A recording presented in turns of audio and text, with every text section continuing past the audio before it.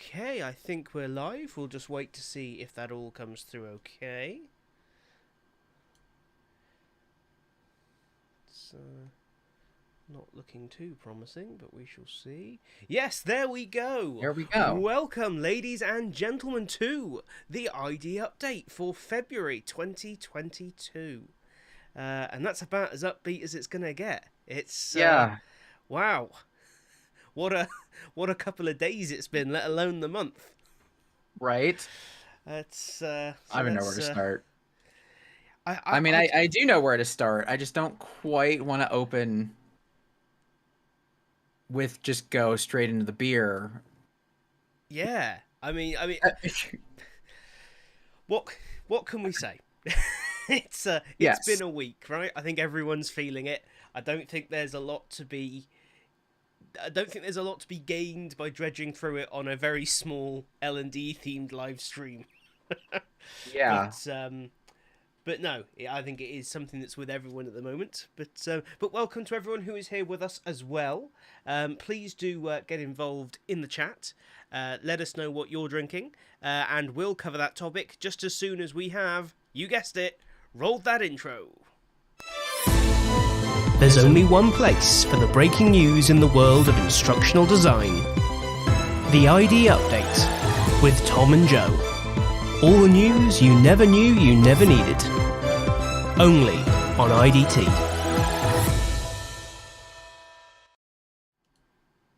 And we're back. With a cat this time, I think. Oh, look at that. There we go. Honoured guest. We always say it would be nice to have someone else on the show. There we go. That counts. Guest sorted. Tick.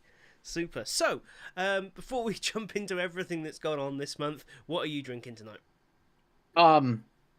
Yes. All right. So usually these go on a little bit, so we always end up bringing two, or we always end up having enough for two. So the first one, it's a pun, and it's exactly what you think it is. From the Cannibalist series, a Tiki Ipa. Yeah, you cracked the code. So that's what we do in Colorado. Is we play a little in that space. So from Oscar Blues Brewery, a Tiki IPA. I'm also bringing out from my friends over, where were you? Iowa, I think. No, Wisconsin. I screwed this up last time. Sprecher Brewing out in Wisconsin has a black Bavarian lager. I haven't tried this before, so we're gonna do this one first. Kind of like back when, like, I don't know, was Bones Day a thing for you recently with the dog? No idea. It was a TikTok thing where this guy had, I think it was like a pug, and he was just this chunky thing that he would pick up and then drop from like 2 inches off the ground. And if he collapsed, it was called a no bones day. And if he stood up, it was a bones day, and that was basically how your day was gonna go. Was it's either be super energetic, it's a bones day, things are gonna go well, or stay in your jammies, lay in bed, it's no bones day. Didn't have that out there? No, not well. The moment you said it's a TikTok thing, that was where I went. Well, if it was out here, I wouldn't know. That's very fair. Well, we're gonna try this out, and if it's good, it's a bones day, and if it's bad, it's not. That's all I've got. Anyway, what are you drinking? I'm in this slightly unusual position of I've run out of beer. So when someone But says it's no bones day, we're all screwed. What kind of week it's been, it's like it's Friday evening and I have run out of beer. That's the kind of week it has been. Yeah, that's fair. Considering shopping day is on a Tuesday here. So I am reduced, left with nothing but this very nice bottle of 15-year Glenfiddich my wife bought me at Christmas. So we're gonna power through probably a disgustingly large amount of that tonight, but that's absolutely fine because we're here and we're talking about L&D, at least in part. I think a solid like 60% of these shows is L&D related. Most of the time. Then we talk about bones days and no bones days, and the dog is here just chomping away at also a bone, so I'm gonna deal with that. And nice. Cat went into the window, and that's life. It's all Hazel's here joining us. Cool. But I had an exciting month at least. So yeah, fill us in. So I get to look at the world of L&D from kind of a new perspective all of a sudden. This is a position that literally was handed to me. That's not even a figurative thing. It was, we made this position because you're here and we know you and we want you to take it. And it's quite a bit different from what I've been doing before. So I do a lot of naturally I do a lot of ID work, development and storyboards and all that stuff. This is a position that we have called a learning strategist. For lack of a better term, it's a solutions architect. So I work with an agency that basically works with Fortune 500 clients. They develop and project manage and do animation and whatnot. We need somebody who could sell them on what they were looking to do, but also has enough of an understanding of what it takes to do that. That basically I can bridge the gap. The issue that we originally had was salespeople would go and sell our solutions and whatnot, but they didn't actually know what things like videos took and animation took and what good learning strategy took. A client comes to you and says, we need 10 hours of training. That doesn't mean you need 10 hours of training. That means the SME can talk for 10 hours. And that's usually where they get that number. Yep. Which actually isn't a joke. That's actually how I got the job, which is pretty funny. I took on a client that said, we have 10 hours of training we need you to develop. And after we talked with them about what they needed and learned a little bit more, I cut it to 45 minutes and got the same thing accomplished. And then they said, we need to hire you more so you can do that again. So I get to look at the world from a sales perspective now. Now I'm actually looking at budgets. Now I'm actually looking at resourcing. Now I'm actually looking at not just how do we take what we have and turn that into training, but how do we sell that back and get an SOW and get a client to agree to that and maybe adjust as it makes more sense. Stuff like that. It's going to be really, I'm excited for it. It's a very different way to have a conversation that normally I have to fight just because I have a salary. Yeah. Like, how do I sell my company on training and not making a 10-hour training and making one that's 45 minutes? But now I get to do it for people who are signing over checks, which is pretty cool. Yeah. I think it's interesting because I think it's a viewpoint that, as well as obviously being just an interesting job and I think great fun, it gives you a completely different level of insight if you do ever then return to creating content. Because I think once you start thinking in terms of cost versus return, you don't stop. And then when someone says, we're going to do a 15-minute animated extravaganza, you go, whoa, hold on. How long, how much, and why the are we doing this? It's funny, literally this last week I did a webinar with with Phil and Tom Moore from I Am, but also with a lady called Jen, who I worked with when I was back at Thames Water. And it's funny, we were talking about how one of my biggest learning points from then to now over those years has been an awareness and a letting go of the L&D ego, as I've started calling it.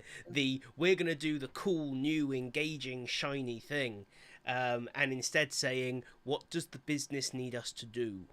Yeah. Because that's actually our job, not doing new, cool, shiny stuff. That's just what we like to do. And it's wild when you start getting into budgets and you start getting into timelines. And those are things that most people don't deal with, especially when you have an in-house training company, right? Because that's all on you. I could just walk over to somebody and be like, is this good? And then I make those changes. When you're dealing with a client that needs to get something out mid-March, mid-April, you've got to have stuff 3-4 weeks ahead of time so that way you can go back and forth on QA. And then sometimes you deal with that QA change that you made requires us to change our video, change our animation, change video, change audio. Now I'm working with resources who I am paying to make these updates. It is a wildly different world.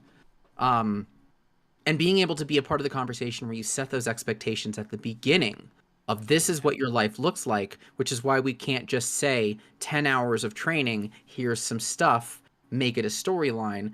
That doesn't work. It's funny, for how long have we heard that horrible strapline, don't be an order taker? And that's been around for, it's got to be minimum 5-6 years. It's probably been around longer, but I think that's when I started hearing it a lot more, certainly in kind of mainstream webinars and events and books and things like that.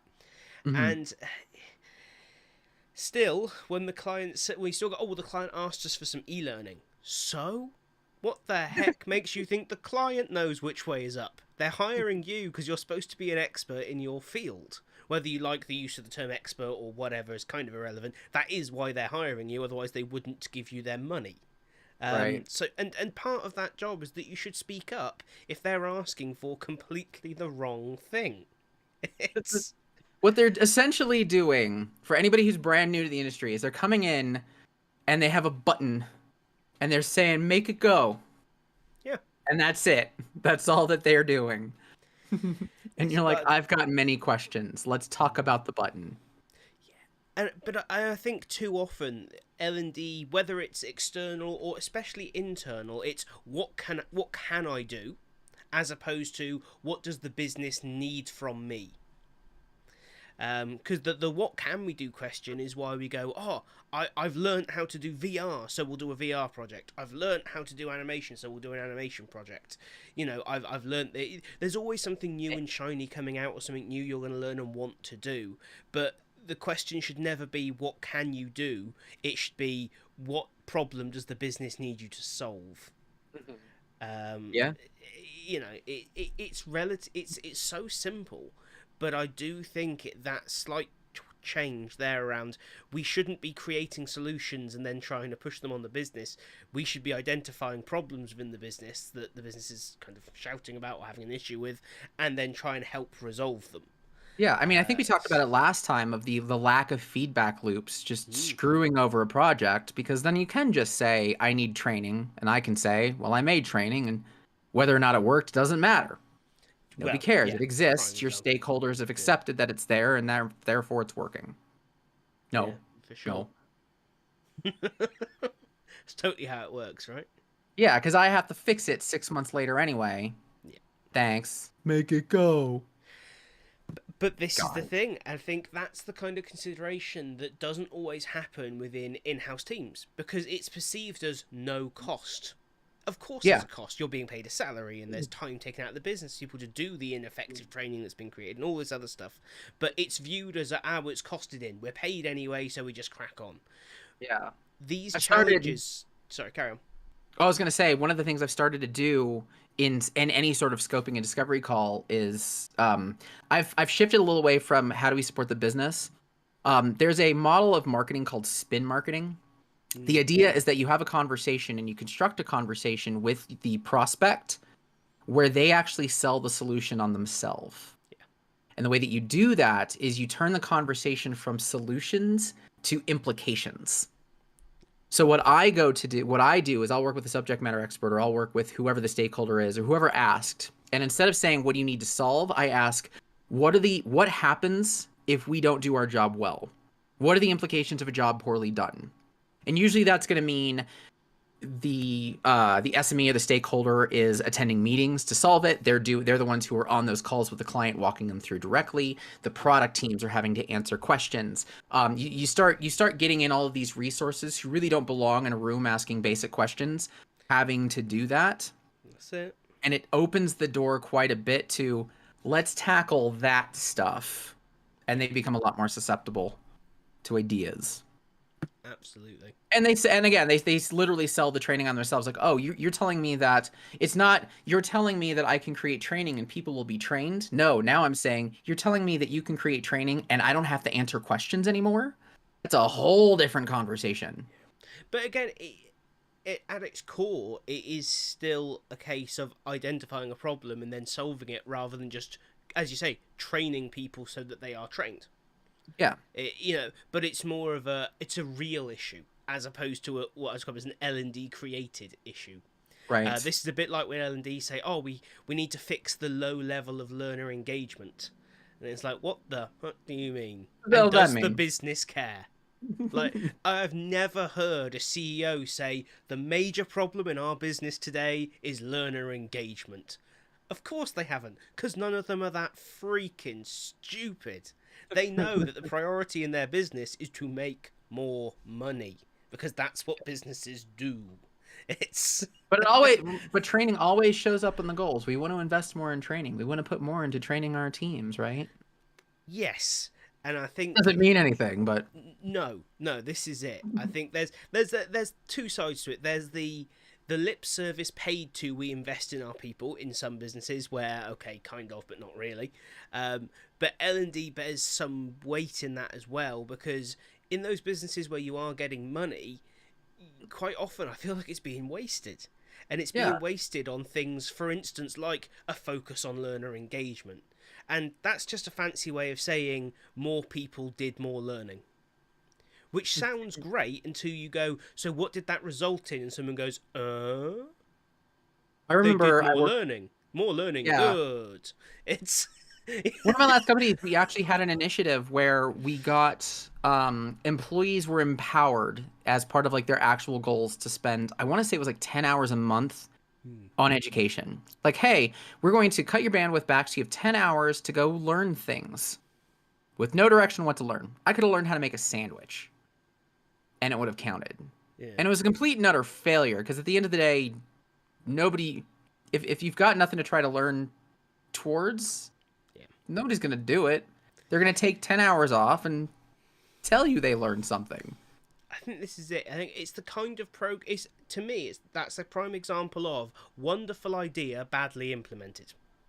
Because there are certain fields and certain areas of a business or certain businesses where that would work amazingly. Google have something similar. But in fairness, Google are employing highly motivated, specialised engineers who have dedicated every waking moment to getting to this moment in their career. If, however, you do that at, let's say, an entry-level call centre job, people have not dedicated every fibre of their being to answer a call to handle someone who has a blocked loo. They've just got this job because it's a job, and they needed the job, and they needed the money to pay the rent, and hey, that's cool. Because their priority in life might be the fact that they love mountain climbing. And every weekend, off they go to the rock wall and they climb and they love it. And a couple of times a year, they go away somewhere nice to do it. And that's what's important to them. So you give them 10 hours a week and they want to learn. If they do learn, guess what? It's going to be focused on rock climbing and not on answering calls about blocked loos. I learned how to waste 10 hours a week or a month. Yeah. Does that work? Does that count? You know what you can at least do? At least one thing you all can do if you have one of those for at least 90 minutes is to join us on the ID update last Friday of every month. There you go, look. There you go. You got Phil coming in. Learner engagement is a bigger scam than gamification. What warrants good learner engagement anyway? If everyone can do their job well, then 0% engagement could be good. Yeah, this is exactly it. It's a prime example of L&D forgetting what its job is. Our job is not to be the next Netflix or TikTok, which seems to be have taken over the map. No one wants to be the Netflix of learning now. Everyone's going to be the TikTok of learning. Ridiculous rubbish. But anyway, it's. I love that. I love that knock against gamification too. I'm still struggling to see true gamification done in a way that I like. Yeah, I just challenge out there to the world. Again, it's that prime example of, can you learn through games? Yes, absolutely. Are they really effective at putting some stuff across? Yes, absolutely. Are they an effective workplace learning medium? No. Just straight up, no. It's a hard learn because it means we don't get to do cool stuff, and that's why, as an industry, we refuse to learn it. If it were doable, if it were much more easily doable. The only thing I look at gamification where I learn something are through video game tutorials. Yep. And it's a model that is very difficult to do. And one of my favorite video game tutorials is Nier Automata. Because what they do is they show you the mechanics of the game without telling you them. They leverage your instincts to do something.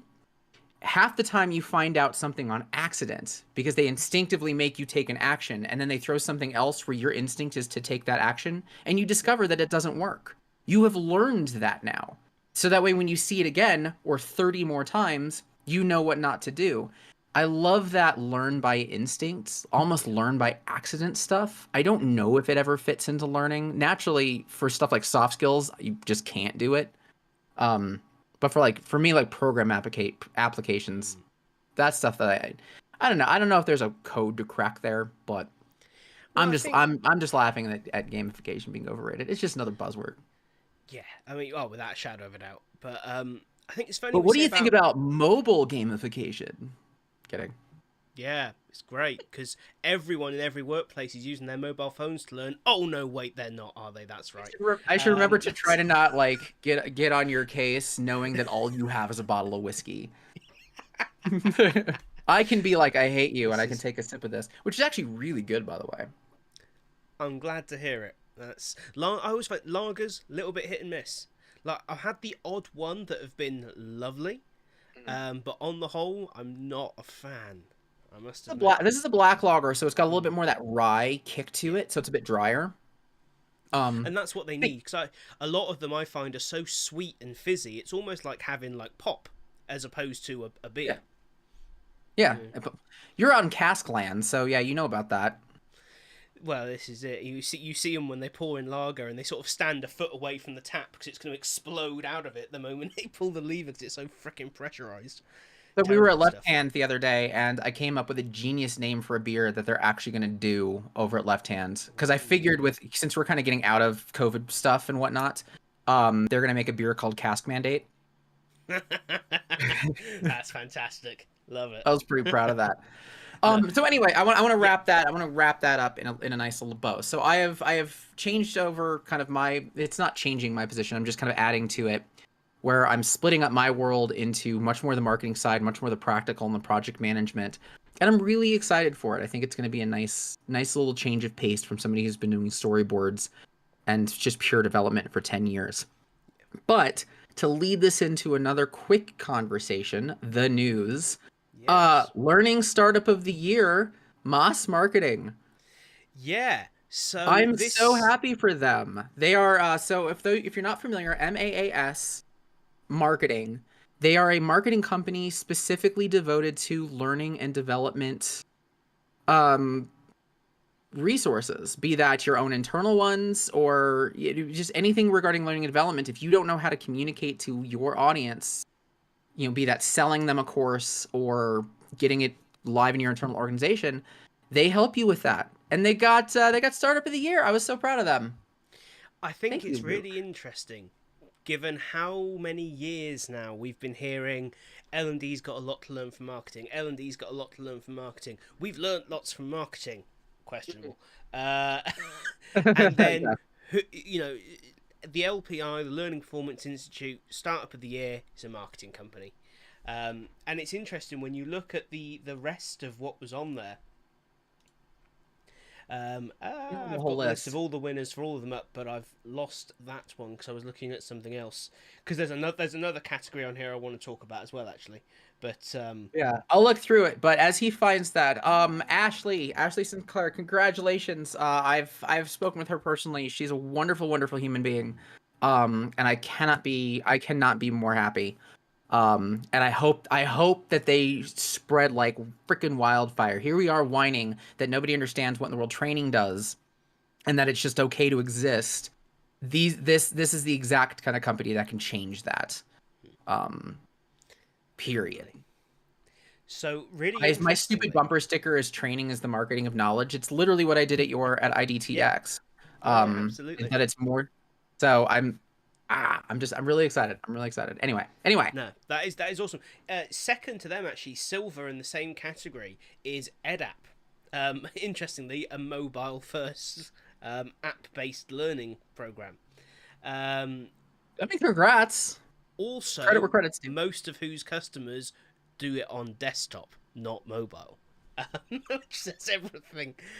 But it's an interesting company to see do so well so quickly because the authoring tool is simple, very limited on a design front, and I mean rise level limited. Like the interaction looks like this. You can change the colors, you can change the pictures, you can change the text, but it looks like this, and this is the functionality. End of. It has a combined LMS and reporting platform within it, and it has effectively like a community model. The idea being that everyone's courses that you design, unless you go to a paid version where everything's private, it's free and everything you create is open to everyone. Similarly, everyone's content is open to you. Huh. Now, obviously, a lot of corporate clients are going to go with that private version. but they can still draw on the fact that, for instance, the World Health Organization and UNICEF and the UN and all these big organizations out there, certainly not profit organizations, are creating content there that is globally available. And I think it's a really interesting model to see do so well so quickly, and the fact that ultimately, if you want it to be, it's a free authoring tool. Yeah, that's really Um, cool. it's it I've got scales to well. I've got to give a shout out to the AARP for Learning Provider of the Year because I was on one of their projects. I wrote one of them and I understand what they're doing, which was a really interesting approach. Like I've never had to think about target audience more than working with AARP, which, you know, are people who are kind of close to retirement, who are worried about their future, you know, once after they stop kind of receiving normal 40-hour a week income. And we had to do a money management course for them. And like being a being at the ripe old age of not that old but old enough, had a completely different way that conversation resonates with me. Mm. um it was a really fun one, but it was definitely a cool project. I'm happy to see their stuff. They're another one of those like tons of free global resources. They literally make applications just so they can put free webinars into them. Mm. um like their I th- budget tool is kind of nutty, and the way they talk about it is freely available. Enjoy. You can see what we did. yeah. And I think I'm this happy to this see is that. This is a it. fun list.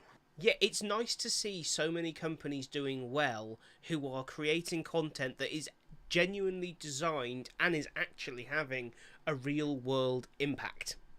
Because Mhm. so often it's the same list of very large corporate businesses that have created some kind of compliance thing. I just put the You list know, in chat, by the it's way, of winners. So if you guys want to take a look at them, if there's any companies that you recognize, any work that you recognize, things like that, let yeah, us know. absolutely. I've got to give a shout out to my guys at I Am, obviously, who were finalists in the startup of the year. Didn't quite make Yeah, it this year, but I think to lose out to mass marketing, EdApp, and Eximus is it's a list of strong candidates. If you're gonna not place, that's the list to be beaten by. yeah. Hey, you're That's on that list, and thankfully that list is in alphabetical order. So as far as we know, you were fourth. I don't know how those it works. not quite, unfortunately. Uh, there are I two other tried. finalists. I know, right? I don't But know what the metal but is. it's It's an nice. aluminum. You get the aluminum. Gold, silver, bronze, It's aluminum. pronounced aluminium. You'll find. And Uh, that's why you're just a finalist. oh, right. Okay. Moving on. I think another really interesting, or really exciting shout out for me actually is Learning Professional of the Year, sponsored by Lidl. Not because it's sponsored by Lidl, but because bronze went to Andrew Jacobs, who I've had the pleasure of speaking to a couple of times at GLDC events, and as of November, we're both directors on the ELM board. Um, Andrew has, I think, some of the most well refined and defensible ideas about what L&D is, what L&D should be doing, and how it should be doing it. He has a very strong opinion on, for instance, the separation of the concept of learning and development as being this overarching strategic piece that looks at long-term plans versus training, which is very immediate and addressing on-the-ground problems for people, and that I the like it. two are interlinked but not the same function. Um, I can get on board with that. Fascinating. But on top of that, he blogs every day. Not like occasionally every day, like every single day for the Jeez. last good few years now. And you can actually find all his stuff on his. It's a fantastic sense of humor as well. His blog is called lostanddesperate.com, which I am posting into the chat now. Um, and it really is a fantastic resource. Yeah. Lots Tom, of are the you on blogs Learning are really News? short. Are you on the Learning News site for the Learning Awards? I guess the Yeah, link I let me posted. drop those in as well now. Yeah, the one LPI I posted Awards. doesn't seem to be working. I guess it works for me, so I'm not sure if you've got a different one. No, that's cool. I've dropped in a link to the LPI Awards page as well, so you guys can check that out. Yeah, that's working on the link. That's really interesting as well. The LPI Awards ones in that article. There's a link to every company or individual that won. Yeah, that's I the mean, same one I linked. So everyone who was placed or who was a finalist or anything is worth checking out. But I would say Andrew Jacobs is he's one of those few blogs I do make a point of going and reading every single one because they are fantastic. And another really exciting shout out is, of course, silver in the Give Back Award went to John Hinchcliffe from Jampan, who he got it for creating GLDC, the Global Learning and Development Community, nice. which run free weekly meetups for L&D professionals anywhere in the world to go and join. It's like UK 5 p.m. Friday, so it was today. Today was actually John's last day running GLDC.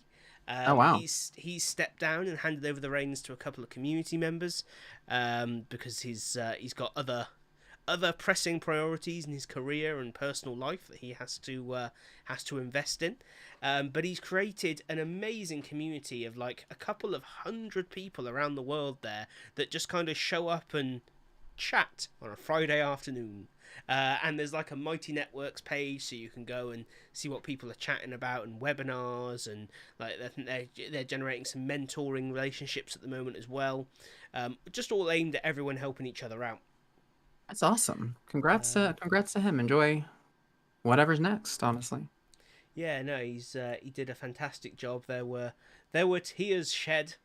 Um, I How think long has he been doing that? I forgot if you just a mentioned. couple of years. Good. Couple It years? might even be 3 years now. Yeah, because he started it when he was out in the Emirates, and then he Okay. came back to the UK and carried on. So yeah, it's been a good few years. So it's a big change. It's a big change. But yeah, it goes to show the impact that an individual can have when he was up against big companies like Gold went to NIIT, the kind of multinational, Goliath of a learning company. Bronze went to BMO Financial Group. Again, huge pockets and reach there. So to do that as an individual is pretty extraordinary stuff. Definitely. But yeah, so that's kind of certainly from me. Those are the highlights of the LPI Awards, anyway. That and the fact that they actually happened this year, like in person, people were there. Not me, but that's because I wasn't willing to pay 350 quid a head to go. So Yeah, hell no. with that.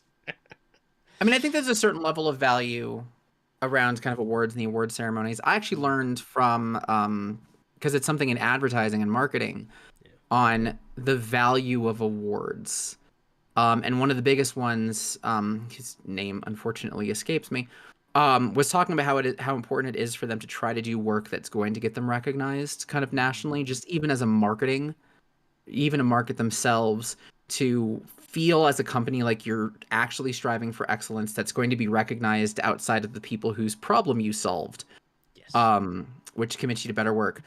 Curious, like, I mean, L&D doesn't. We're definitely a thankless job half the time. What are your actual thoughts on these kinds of awards? Like best storyline of the year, best training course, stuff like that. Very mixed, I'll be honest.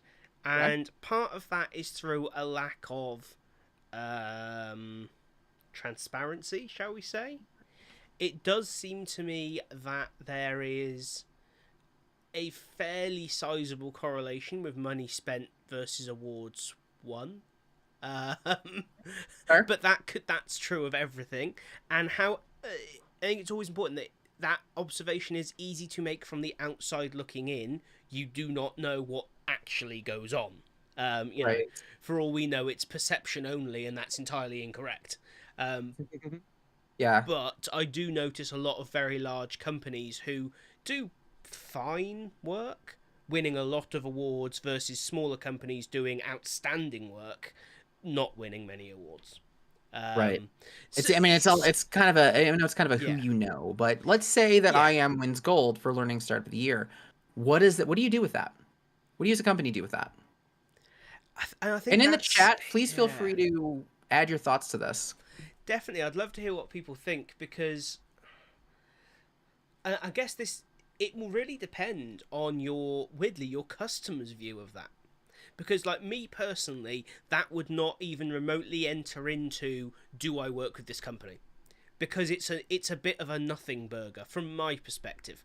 I'm interested in what your product has done, not what your own internal industry has decided about your product.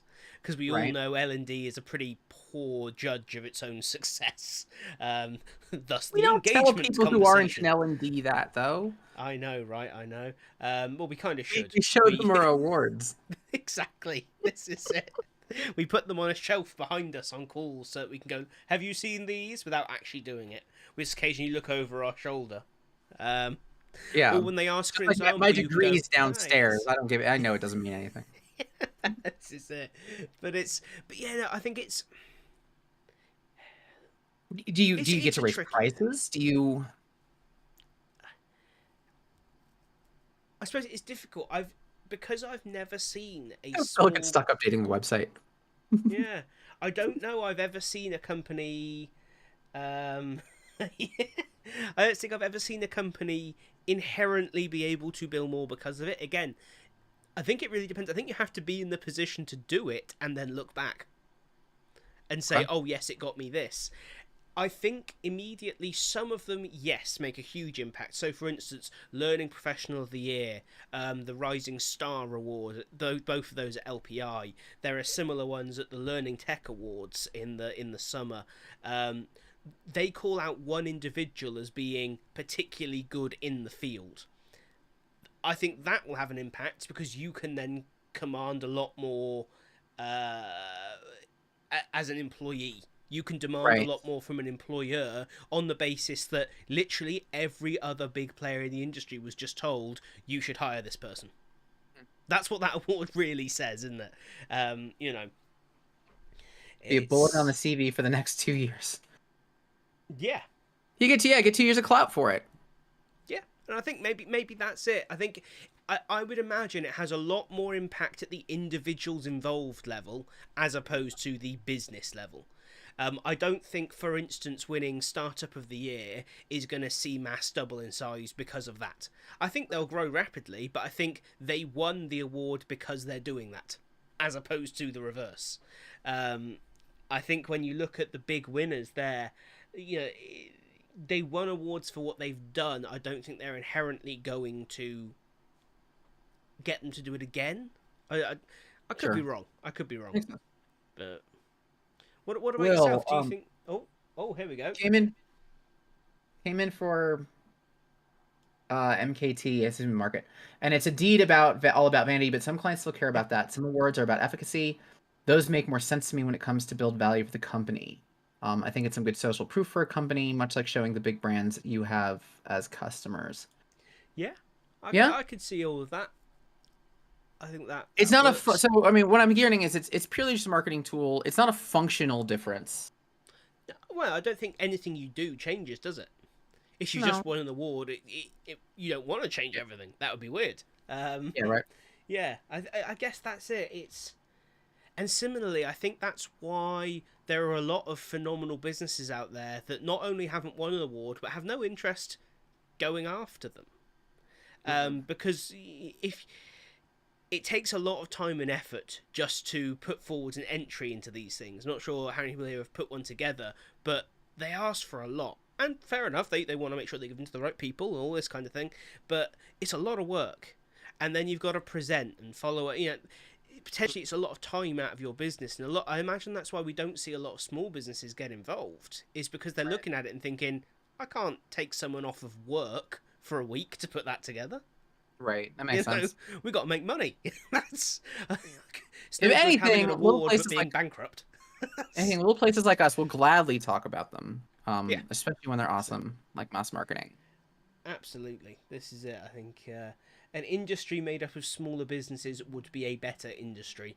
We could do a lot more, a lot quicker, and solve a lot more issues. Definitely don't disagree with that.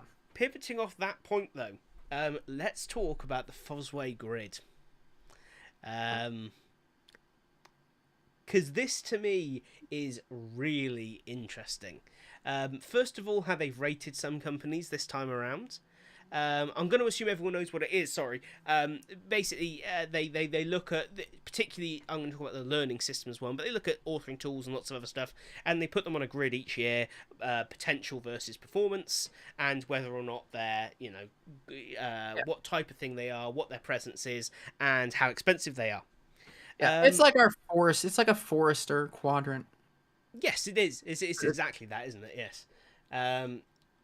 Let me drop a link to that in the chat as well, so that anyone who wants it can take a look. If you've got the better. Yeah, I've got the big old image. That's much better than what I have. So let's look at it first, and then we'll talk about what maybe has been said a little bit about it this time around. So let's dive into maybe some of the ones that we know. You gonna put it on screen or?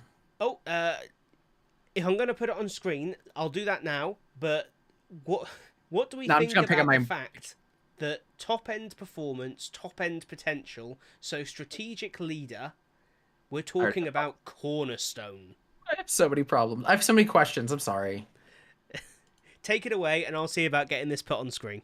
Oh my gosh. Okay. Where do I begin with this one? So, I think everybody's relationship with Cornerstone, I don't know, tumultuous sounds like the right word, is a roller coaster, a comedy of errors. And I think the ID update, I think one of the biggest challenges I have as I get censored, apparently, by the ID update, is it's so hard to see what Cornerstone's up to because so many companies I know that use Cornerstone are locked into a system 5, 6, 7 years ago, and it's never worth upgrading. That's like my biggest problem. Is, hey, we're like, I've been asked so many times, hey, we're on Cornerstone. Awesome, I'm familiar with them. And it's Cornerstone from like 1984. I don't know how, I mean, it's not that far back, but yeah. I've never seen anything so game-changing come from Cornerstone that suddenly people have to use it. The only thing I've ever seen come from Cornerstone is that people just know they exist because other companies are trapped in them. Yeah. So if anybody has used Cornerstone, I guess in the last 3, 6, 9 months, something new, I'm happy to be enlightened. But I am lost. Because I see strong performer naturally, because when you're stuck in a tool, naturally you're going to be a strong performer. It depends on what your metrics are. Lord knows, I don't think anything on this earth has more potential than Cornerstone. It's taking advantage of it. That's the problem. I don't know. Me and Cornerstone are not friends because I've had him for the last 3 companies, and it's always been just a comedy of nonsense. Just get me back on Windows 3.1. I feel like at the end of the day, when I send an email, that email should bounce across the screen and leave little card tracks like I just won Solitaire. And I think this is what gets me about Cornerstone is it's terrible for the user on the whole. It's terrible from the administration purposes. It's hugely expensive, and it's complicated to implement. There is literally no upside to this product, except for the fact that everyone knows its name. Yeah. Like, it's funny, like, since I started sort of freelancing, the jobs that I have, broadly speaking, enjoyed the most is around bringing in platforms of people. You know, what shall we do? Find the right platform, implement it, support implementing it into the system. Great fun, enjoyable, makes a genuine difference, as opposed to, you know, a lot of the course-based freelancing you do where, you know, you kind of, you do what you can, but often you know the business isn't going to do what it should do, despite your best advice. And whenever we talk about Cornerstone, whenever we've had to go with it, it's always been exactly that. They've had to go with it. I.e., we have a contract that says we have to implement this, or one part of the business implemented it, so we have to too. It's too expensive to get rid of, it's too complicated to pull out of our system, or we have a contract. That seems to be it. Like Articulate and Captivate. Yep, that's exactly right. It's the Apple model of technology. Get them into the Yep. ecosystem and make leaving so painful they don't do it. Yeah. It's the least consumer friendly thing going. And yet, there it is on the grid, right at the top. Strategic leader. Like, Cornerstone has not led anything except the argument for e-waste. Like, it is... I just, yeah. I don't know anyone that is happy, actually happy. If I said tomorrow you can swap this for anything you want, I've never met someone that would go, yep, Cornerstone, absolutely Cornerstone, it's where I'm sticking. And that's sad, because we're saying that's the best our industry has got. I am going to call out Workday on this because Workday Hmm. is making some really cool improvements on stuff. I like that they're coming into Challenger, and I absolutely agree that their performance is struggling because they're going through such a major change. And I know this because I almost got hired for them, and we got to talk a heck of a lot about it, and their team is actually a lot of fun, and they were telling me what they were doing. Which was pretty cool. Like they're taking a wildly, they are growing exponentially for their internal training. Yeah. Because all of their systems are getting such a rework. I'm excited to see what they do. Yeah, I'm excited to see what they do. Granted, I feel like I could put a learning path on post-it notes in the bathroom of my corporate office and have a better learning management system than Cornerstone. This episode not sponsored to you by Cornerstone. Oh dear, we're burning through them. One day someone will step forwards, but it won't be learning related. I just wish it wasn't so archaic. Yeah. And I wish that it got Cornerstone. All right, let's do this. Constructive criticism for Cornerstone. If you made it easier to actually upgrade into the stuff that you were doing, and you took the stuff that we wanted to do out of this never-ending system of drop-down menus, then let's talk. Then you're a strategic leader for me. Yeah. This is it. To me, I would happily put Cornerstone in strong performer, because it's huge and it does the job. But in terms of potential, I mean, it's just real potential right now. Like, they would have to overhaul so much of their product to actually make it something that could lead. Yeah. You know what they are? They're like the Ford. This is gonna be an American joke. They're like Ford, because everybody knows they exist, and everybody they put out so much that they're dependable, and that's just the normal thing. But this is also the same company whose acronym that everybody jokes about is Fixed or Repaired Daily, found on Road Dead. Like the people who have gone through it know that it's actual trash, but there's such a presence that you can't get away from. It is so loud. That you just have to accept that they're as relevant and I guess as good as they are, because every time you talk bad about it, it's basically a joke. It's like, it can't be that bad because all you're doing is actually making jokes. We're not getting anything constructive out of you. But a part of me thinks, well, it's because a lot of these tools are popular, not because of the tools, but because of the industry that sits around that tool pushing it. Yeah. So how many Cornerstone implementation specialists are there out in the world?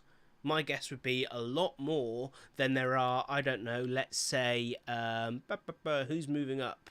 360 learning implementation specialists. So I was really pleased on that note to see 360 learning, Docebo, Skillsoft, really happy to see Fuse. Fuse. I was super happy to see Fuse, all in the core leader section. Learnupon and People Fluent. I know Learnupon. I'm familiar with them. Yeah, I've never been a huge fan of Learnupon, if I'm honest. Like, it's fine, I guess, would be my view of it. Like, I can't say there's anything hugely wrong with it, but I didn't look at it and think, yep, I'd recommend this to someone. That's fair. And I feel like there's a lot of that in this space. Like, a lot of these tools, D2L, Hive, Oracle Learn, Cross Knowledge, that they're all kind of, yep, cool. But I suppose that's why they're in this kind of middle box, unsurprisingly. So, another interesting point, strategic challenger, SAP. Oh my, yeah, I saw that too. I've been staring at it for the last 10 seconds. Yeah, like you have to wonder, really? SAP super high potential strategic challenger. Um, The thing that's really it's interesting is that interesting. both Workday and SAP, I mean, Workday and SAP are just as much a human resource tool as anything, Mm. which you can't say about Cornerstone. Cornerstone is not as much of a human resource tool. Um, so I'm wondering Absolutely. because I mean, we saw it last year, the major money that was being put into growing L&D whatnot. Mm-hmm. Workday is actively doing it. I don't actually know what SAP has up their sleeve. Well, it's just success factors, I'll isn't it? bite. I don't see him as performance in L&D. No. And I think an interesting element here is you mentioned Workday and SAP also being HR. I would argue they're primarily a HR tool. Yeah, I would argue that both those tools treat learning as secondary to their primary function of human resource management. I'll give you that in a Um, heartbeat. yeah, which is fine. That's what they are. That's all good. But it begs the question how they're scoring so highly on this kind of thing. Um, and maybe this is a good time to bring up some of the conversations that are happening around what certain companies have said about their positioning on this grid. Because I'll be honest, like I look at this grid each year around this sort of time when it gets released. I don't give it a lot of thought thereafter because, as with this year, I do often look at it and think, I'm sorry, what? On what planet is Cornerstone the best we got? Um, and a lot of people were coming out and saying, we don't move because we don't pay. And this Yeah, raised an interesting thought to me. If that is the case, and we don't know that it is, right. but it's been mentioned by more than a few people, so it's worth considering as a potential fact. Um, if that is the case, how do we measure meaningfully the platforms that we use? Because setting aside the differentiation between the different platforms in terms of we've got LMSs, LXPs, next generation LMSs, which are now that's irking me at the minute. Why you Mhm. just why can't you just be an LMS and then tell people why you're different to other LMSs? No, you're a next generation LMS. Um, what else have we got? We've got engagement platforms, we've got performance support platforms. All these things are great. But what we don't ever really see is all these, for instance, all these platforms that we see on this grid mapped to what they are actually capable of doing. For instance, no one comes to me and says, "Oh, I'm looking for kind of a core leader kind of platform. What do you know about?" That no, someone comes and they say, "So I need to host the following kinds of content, and I want to be able to do X, Y, and Z." Where do I now go to go? Okay, what platforms fulfill those needs? And I think Ooh. this is something we kind of don't have, and I think the reason is, first of all, LMS is. I'm going to use the phrase LMS for everything, but I'm referring to the whole gambit. LMSs are not sexy. They're not like the new shiny authoring tool. They're the thing in the background. But what we forget is literally every piece of content that is created, no matter how good, no matter how clever, is going to be seen through the lens of the platform on which it sits. And so I actually think the LMS and platform selection should be a much bigger conversation than it is among instructional designers and LXDs and learning designers and whatever else, heads of L&D especially. But the resource just isn't there to get an accurate, honest view of what does what and how well. Okay, so I'm looking at the intro to the 9 grid. Yep. Like I'm seeing how they explain their difference between lower mid, higher potential, lower mid, higher performance. Yes. Um, and it's coming across as a little cookie cutter to me. Not that I want to knock this grid, not that I want to come after it. It's just the way we were talking about, like, what exactly are you measuring? Mhm. Higher potential. Um, Solutions in the higher potential band have higher levels of sophistication and scope. So higher potential is a higher potential for basically more people, more customers. Greater capabilities in terms of their depth and breadth than most other solutions. These solutions tend to be able to handle the complex needs of large enterprise customers more efficiently than mid or lower potential. So potential is less trajectory and more what are you actually capable, what is your actual potential to do things with. Not do them well, do them. Just do them. Tend to have the richest and most comprehensive capabilities, which can be flexed to meet diverse customer requirements. Okay, then you need to define diverse customer requirements. Higher performance solutions typically display both higher market and customer performance. These solutions are typically more frequently shortlisted by enterprise scale organizations, more frequently win competitive tenders from enterprise corporate companies. So higher performance is literally a higher sales performance. Yeah. So this grid is a marketing grid, not a let's test its functionality grid, is what I'm getting from this. Yeah. And yet it is the tool used in L&D departments all over the world to choose their platforms. Like, I'm sure we've all gone to meetings where this grid comes up and we're talking about it, about which one we're going to choose and where it is on the FOSBA grid, or whether it's moving up the grid this year or down the grid or whatever. And I guess it's just maybe we need to change that conversation. We need to figure out what do we talk about instead of this when we're trying to decide on platform or consider implications. Phil brings up an interesting one there. So LearnApp, I'm not even sure if LearnApp's on the grid. I didn't. Oh, there you go. LearnApp's right in the middle. Yeah. So LearnApp's interesting because they really, I would say it's one of the most interesting platforms I've seen in a long time. But then it's completely, fundamentally unlike everything else that it shares that grid square with. Yeah. Like, but you would think they were somewhat similar tools based on this. It's, yeah, I think it's one of those things where we maybe just need to set it aside and say, that was nice, maybe. Now, let's actually look at some tools. Or, can we get, I don't know, a new resource that looks at tools and rates them against, I don't know, common actual workplace challenges. Simple stuff like, can I find out how many attempts someone has made to complete this course on a piece of e-learning and get that reporting quickly and easily? Like, that is such a basic thing that so many platforms fall down on.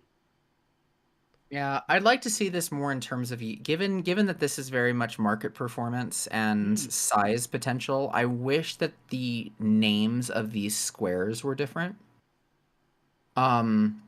Because naturally, whenever you see a grid, whenever you see a quadrant, it doesn't mean the top right corner is going to be the best for you.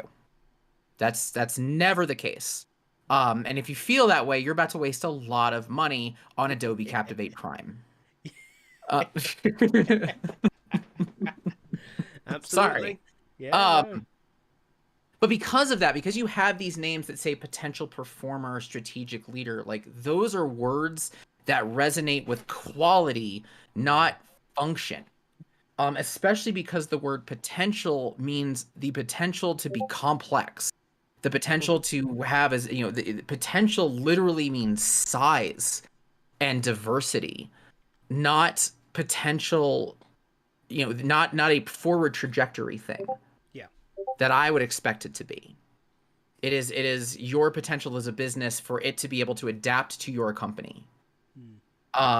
Performance means nothing outside of its market performance, which is great for a marketing quadrant, likely to get those deals and whatnot. But if I am operating under the space of I'm looking at this and determining what's the best business for me, that performance is misleading. Because it suggests that the higher up you are in performance, the less good, the other ones are. I would change the names. I would change potential performance. I don't know, product diversity. Comprehensiveness, something that shows that potential doesn't mean potential to get things done and is actually more task oriented, because that's what potential means. Yeah, Performance definitely. is literally market presence. So we should probably call it such. Yeah. It's a thing I think Phil's sort of coming. He thinks feature grading could be dangerous, although he sees the argument for it. As you get to the likes of 360 learning, 360 learning is hyper focused on social learning. Um, Yeah, once and you yeah, understand the definition of the words potential and performance, Cornerstone belongs right where it's at. yes, yeah, it just doesn't belong being promoted. Yeah. If I I'm guess if that's I'm the HR, if I am, if I'm on a training team that's actively looking for a new system and I look at this and I see the words potential and performance, my knee-jerk reaction, my knee-jerk understanding of this grid is going to be different than what it actually is. yes. Which of course is on me, who's about to spend a lot of money to read the darn document that explains what the definitions mean. But that's But also also not don't how have it's stupid definitions. yeah, it's not how it's presented to the industry. It's presented as it's there to help you select the best tools. Yeah, Lord So knows, going to Learning News and reading about what this grid is, they're not explaining what potential and performance is. I'm reading an article that says, look at Cornerstone be the top of the industry again. this is it. This is it. And I think it's interesting. I don't necessarily think it's good touching on what Phil was saying. I think there are those kind of really specialist tools like 360 Learning is an interesting one to focus on actually, because I actually think it would help them to be in that kind of comparison because if you're looking at it and thinking, oh, the 360 Learning is hyper focused on social learning, well then that's great because if that's what you want, you should absolutely go to that platform. If, however, you are going to upload a load of compliant SCORM content, and that's all you want this platform for, then you absolutely should not even consider 360 Learning because it's a complete way. It's the wrong tool. It's the wrong product. And I think the one thing worse than not selling your product at all is selling it to the wrong customers. Because the wrong customers not only don't renew X many years down the line, but they will only speak badly of your product. They I will wish talk that was about a how bigger it's topic. yeah. I wish It, that retention was a bigger topic in L&D tools. mm, And as somebody who has taught SaaS pretty much my entire career, retention is the number one reason that I care about making good training. I don't give a darn whether or not you know the tool day 1. I need you to know it day 365 because that's when renewals happen. mm-hmm. And being able to do the same thing here, because it's feature creep. This is the cornerstone problem. This is actually the cornerstone problem. Is I can not it's not feature creep. I forgot the name of the term. Where I am going to sell you on features that you're never going to use. But the Oh, feeling that you have them there is what's going to sell you and what's going to buy you into the product. As SaaS, I had this issue all the time where we sold a solution mm-hmm. that could do dynamic publishing, that could do automation. We never educated clients to that point. Yeah. So that got them frustrated with that they weren't getting the power that they bought into. And then when renewals came around, the next company slots in and says, look how easy it is to do the things that you thought you were buying here but didn't do, which is a training problem. So do you think that because we're seeing certainly in my sort of career memory the biggest boom I've ever seen in customer education. Yeah. Like it is something that was I would have said 2 years ago that's a very niche part of the industry. Now it's everywhere. Yeah. And we've even got big names from the world of L&D jumping over there. So you've got like the biggest one that just mine is like Melissa Milloway going to Miro. And Miro strikes me as a prime example of this. Is I tried to start using it 3 or 4 years ago and gave up because it was so freaking annoying to try and get your head around it. Well, they've just launched this massive customer education piece about how to do literally everything from creating a post-it note in Miro all the way through to these hugely impressive mapping processes that's the whole point of it, right? I mean, as long as you're not doing it as a result of having a crappy UI, then you're fine. I think the idea the thing with Miro is that I like a very organized, ordered UI. I like everything to be labelled. They are a very almost new age tech tool where it's all about freedom and you can do what you want and you just move around on the screen and people can jump into your board and scribble on it everywhere, and it works very well once you have an understanding of it. But I think they acknowledge the fact that the tool needs that initial, so the tool is great once you all understand it, so let's make sure you understand it. And Yes, some sort of grounding. having gone through that program now, love it. Would never go back to using something else, but it needed that program. Yeah, I mean, that's cutting down the intimidation factor. That's creating an element of confidence that doesn't exist. It's super easy to play the piano once you understand its basics and have gotten a little bit of practice in the moves. But before I learned how to play the piano, I'm seeing 88 buttons that all do different things. Keys. The end. Buttons, honestly. I'm a SAS guy. It's what they do. They are buttons. I push them, things happen. Okie They're not keys. They don't go into anything except the piano. Fair enough. Fair enough.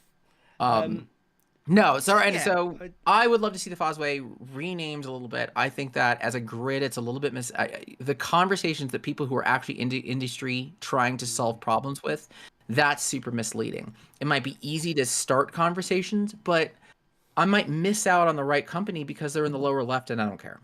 Yeah. No, I agree. I agree. So I'm going to tangent hard to the next topic.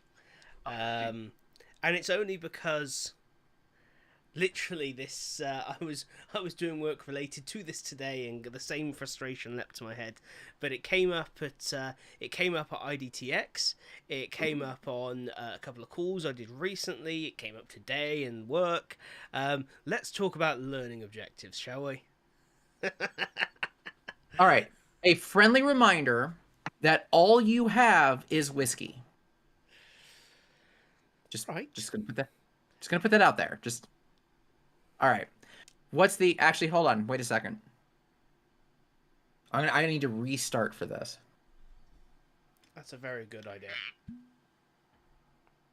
Learning objectives. Let's talk about learning objectives, shall we? Let's start with the context.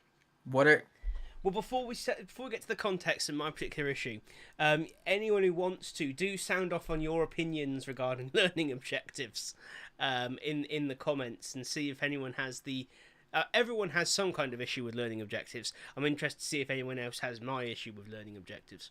Sounds like when I was in elementary school and we got to the science class on evolution and I was allowed to bring a permission slip that says I'm a Christian and I don't want to be a part of this conversation.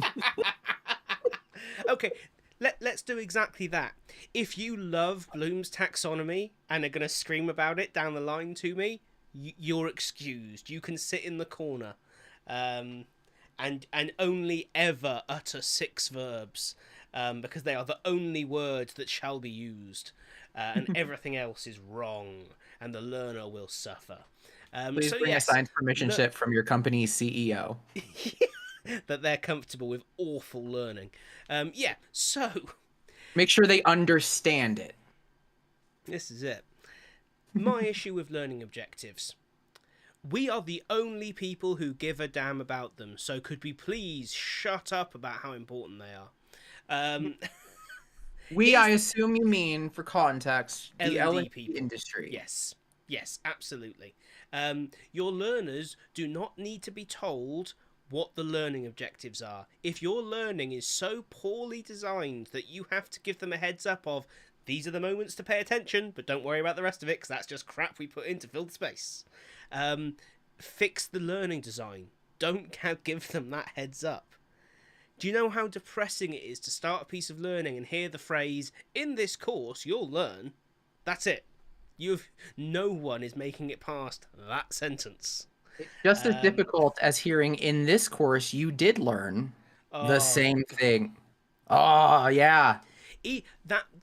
To an extent, that's even worse, because then people go, oh, well, that's the summary. That is not a summary. You're just restating the page 1 of the course. A summary would be a key hit list of, so what you need to go and do is, grab a learning designer and hit them over the head with a heavy object until they promise never to use blooms again. I And I think those do summary hold. pages are Sorry. so condescending. This is it. Those I pages are. They're pointless, they're time wasting, they're condescending, and no matter how good your rest of your learning design is, it's ruined. From the first moment, you have ruined the learner experience. Especially when we spend Spice so long comment. talking about immersion and in the flow learning. At no other point in your employee's day are they told, in this conversation, you'll discover. That's. Can I get in? Can I get in a little trouble at the end of February? Because I feel like I need to get in a little trouble. This will take 2 seconds. My last company, we did this, and we were trapped in this course you will learn, in this course you did learn, and I called it out aggressively for being condescending, and I think that's why they let me go. I'm so convinced because I did not let up on it. No. I felt like we hired people at 110, 120, $150,000 a year to do things that we were telling them exactly what they were doing, that they already knew. Twice in a 3-minute video. And I thought it was crap. Yeah. That's all I got. No, this is exactly it. But the problem actually is more fundamental than that. It's that when you learn to, certainly when you become anything in the L&D field, learning objectives is a topic you will be taught. Yep. And of course, we need to create learning objectives. I'm not saying we don't. What I'm saying is they are an internal tool. We don't tell our learners about the process we went through to design their learning. We don't tell them about the triggers and variables that we used if we created it in an authoring tool. We don't tell them what the facilitation notes say if we're delivering a workshop. We just deliver the workshop, right? You are going to be able to apply your skills at this new interface. It's that we don't say, I have been told to ask you, insert question here. No, we just ask the question, we have a conversation, all these things happen. Yeah. And I go back to, I use my own kind of approach as an example here. When I decided I wanted to get into L&D, I did what was the done thing. I went and did a CIPD course. And I spent 6 months having it drilled into my head that the most important thing was defining learning objectives. And Bloom's taxonomy was the way to do it, and these were your verbs, and da da da da da da da. And I am Next depressed. on Leave It to Beaver. This is it. I am depressed to discover that is still exactly what people are being told when they get into the industry. This is how to define learning objectives, and there's higher and lower order objectives, and these are the da da da da da da da da da da. And in terms of research, that is all true. But as always, research has to be tempered by the workplace reality, considering all that research is focused on academic learning for the sake of understanding and knowledge, not practical application. And that is the problem with how we set learning objectives. That is why I have no interest in understand the benefits of. An employee does not need that information. That is not why they are doing this course. Understanding the impact of, the employee does not need that information. At the same rate that Bloom gets some flack here, so does Simon Sinek with his stupid ass start with the why. The why does not always matter. I'm sorry, Agreed. It just doesn't. If we want an employee to not breach GDPR, do you know what we need to tell them? How to not breach GDPR. And that it's their job to do it. The why is kind of important, but it is nowhere near the most important thing. No. The ability to do your job is what's important. I don't need to understand why I need to lock the door using X, Y, and Z methods. I just need to do it because I've been told to, and it's part of security. There you go. That's very, very simple. So what brought this on? You said that you've been doing some things. Oh, there's a couple of different things. So it came up at IDTX in Kara North's chat actually. About how we create. That would have been fun. I gotta go back to that. Brilliant. We had why L&D aren't underwear salespeople, and how we're kind of what was it? EdTech is much like an articulated lorry. It's fantastic. Go and watch the recording if you haven't already, guys. She did a fantastic job. Love it. But she got onto the point of how we design efficient and effective learning, and part of that was not boring people with learning objective slides. And moreover, the more I work with people, the more I find that learning objectives are a real issue, because they've become a statement of just, let's get this out of the way. So we end up with, what are the benefits of this content and what are the, whatevers. Very vague, high-level statements about what the business initially said to you. If you're going to write learning objectives, and you should for your own self, what are you going to put into this course? They should be incredibly specific. So the learner will be able to use SAM when designing future pieces of content. The learner will be able to use the Beyond ADDI checklist when QAing pieces of e-learning. Specific. What can someone do having done your course? Not just broad, that they'll be able to better design e-learning. That, in theory, could have been both those ones, but I've got no idea how or why or what. Let's literally make it go. This is it. Okay. We've got to focus in, we've got to be specific, and we've got to get away from this obsession with 6 verbs that were never intended to be as much of a limiting factor as they now are. It's really 1 verb, though. It's all understand. We know this. Like in the wheel of verbs, half the wheel is understand. Like create and apply somehow got merged into the same thing on accident. Yeah. That was Bob. He apologizes. I almost want it to be those 6 are banned. You can never use those 6. They are forever gone from the world of learning objectives. But most importantly, and I think this is actually the bigger point, is it's about people joining the industry now. And it's about the expectation set around, could we please stop telling people that learning objectives are this mountain upon which everyone should die? And worse, that everybody does. Yes, yeah. Because they're all brand new, so they go with what their what the standard is, and this is still a standard to people who haven't done it that long, I guess, or people who have I don't want to say that. That's rude. People who have gotten themselves ingrained into this idea because it's an easy answer. That's all that learning objectives are. Is it's an easy answer to a question nobody's asking.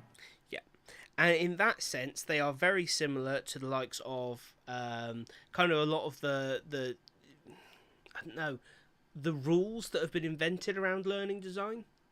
Like that, you should never. I had a really interesting discussion with someone after IDTX about they'd gone on this instructional design course and were told you should not use more than 3 colours on a page ever.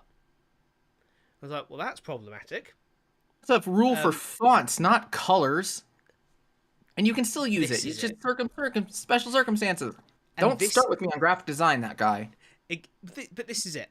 And in fairness, the lady who asked it in all honesty, saying, I was told this and it doesn't feel right. It's like, exactly that. That is what everyone needs to be doing. They need to be looking at things and saying, that sounds like bullshit. Maybe I should ask some questions. We're back to the question everything from the 90s. This is it. The truth is out there, but it's incredibly difficult to find. We're still on blooms from the 50s, right? 50s, 60s? Yeah, that's it. Forward progress. All right, so let's ask it clearly. It's naturally, you can't say, asking what the solve is going to be unfair, because no one's going to take to that. So what do you replace it with? And I think this is where there is no easy answer. Now, what I would like to actually see is, rather than us trying to write learning objectives, we actually spend the time to identify what we're providing a solution to. What is the problem?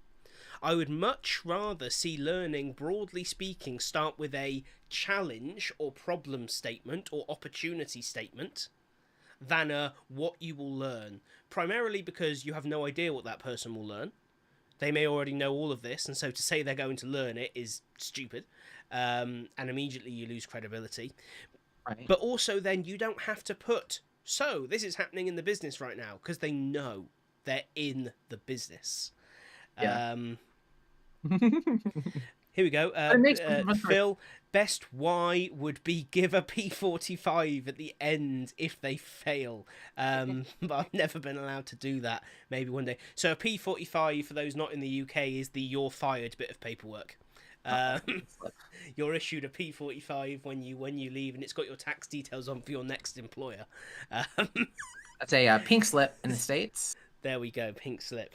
Yeah, I think, but that does touch on kind of the reason I kind of said all that is the fact that all these, the social good of what you're doing and blah, blah, blah, it all sounds very good and it makes us feel good putting it into courses. Employees don't care. Someone does not. So I think the point you're trying to get at, I think, if I were to rephrase a little bit, is that learning objectives essentially set employees who are catered to them to fail. Yeah, absolutely. Yeah. P45. Have a good day. This is it. So yeah, I think the solution is complex. It's going to be different for everyone, and I think we still have to ultimately we have to have statements that define what the learning is going to do, but we don't need to put them at the start of the course or at the end of the course or in fact anywhere near the course. I'm of the fervent belief learners should never see them. Learners should just do whatever you've created and therefore be able to do stuff afterwards. That's it. Like no. I mean, as a learner, as a learner myself, Lord knows I don't feel like I walk away saying I'm thankful I took that because I have learned how to understand and use and create. If anything, I've learned how to tolerate. That should be the 7th verb. Yes. Yeah. That's a good 7th verb. So what are your thoughts on statistics? Because for me, I'm very much a practical and a data-driven person. Knowing what's wrong with the business is usually tied to some sort of stat. We need people to learn this because we're getting support calls, because we're generating errors, because our process takes X days when it's supposed to take Y. What are your thoughts on trying to hit that angle first? Yeah, so I mean, the interesting question would be is if there's no data to indicate what the problem is, why are you creating something? Like, if there's actually a problem, there'll be data to support it somewhere. And if you don't know what that data is, how have you decided what your learning objectives might even be? And there inherently is the problem. We're starting in the wrong place. That's the they're not trained, they need training problem. Exactly that. That's why learning objectives end up being so pointless. They're broad and vague, and they lack any targeting. That data would solve that. If you know that the problem is that call times are 15% up year on year, and then you've investigated and you found that they're up because people are struggling to navigate a new system that was implemented, and that's what's generating the extra call time, brilliant. Your objectives can focus on can quickly navigate the system, can complete processes within the average time, whatever the time's going to be. Yeah. That is where you focus. None of that is understand, create, apply. It's just what someone can do at the end of the course. And I think that's the not big a verb, difference. Tom. I know, right? How terrible. Because they must start with a verb, otherwise your learning will just be terrible. That's what matters, using a verb as no. Because all that matters in workplace learning is the ability to do. None of the rest count for anything when it comes round to your performance review.